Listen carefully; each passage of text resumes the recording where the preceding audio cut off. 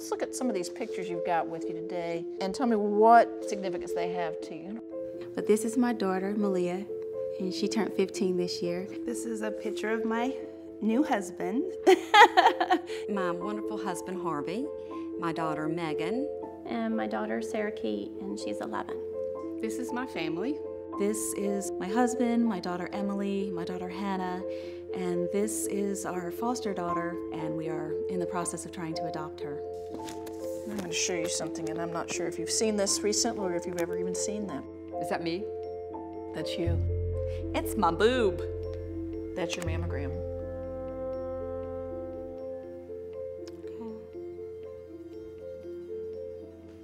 Just so thankful for this. I mean, if I had not had a mammogram, you know, things would be very different right now.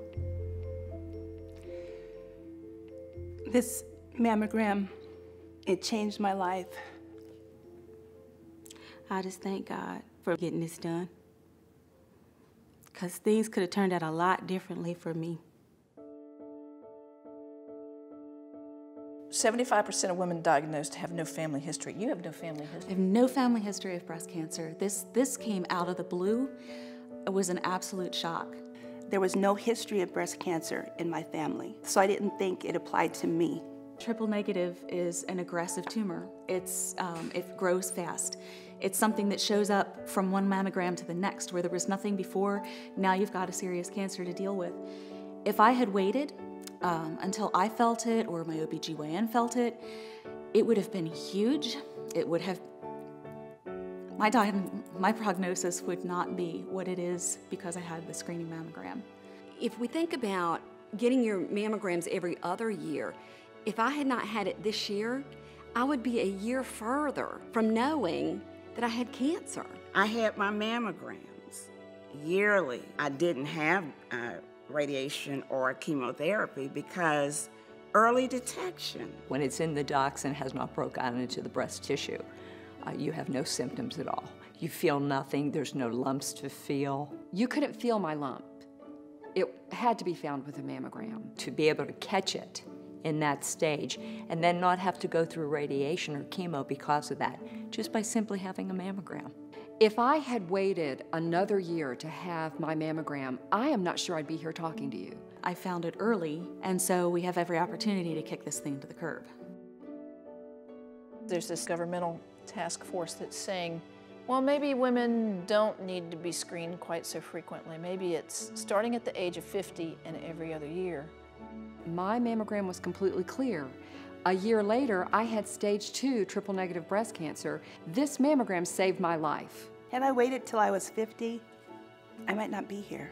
If it had not been for me getting that mammogram done, my odds would be very different right now. If I had not had a mammogram by the age of 40, I would probably be dead right now. Who says that 50 is early enough? You let one of your relatives, your mother or your sister, wait and see what happens. It's going to be a lot of lives lost if we wait until it's 50 before we can get our first exam. Early detection is what will save lives. Why would people keep early detection out of the hands of women? That just means more of us are going to die.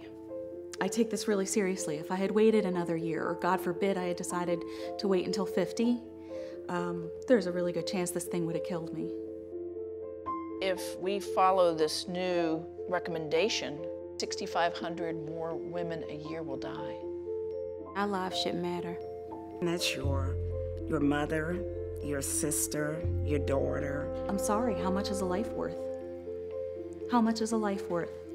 I have family that I want to see, and I have things that I have yet to do. But because we caught it so early, because of that mammogram, I'm here today to share this time with my husband, with my family. The percentage of lives that you would save is not worth the cost. So my life isn't worth it, and everyone else who's under 50, their life isn't worth it. I mean, that's crazy. And because of this picture, I get to keep this.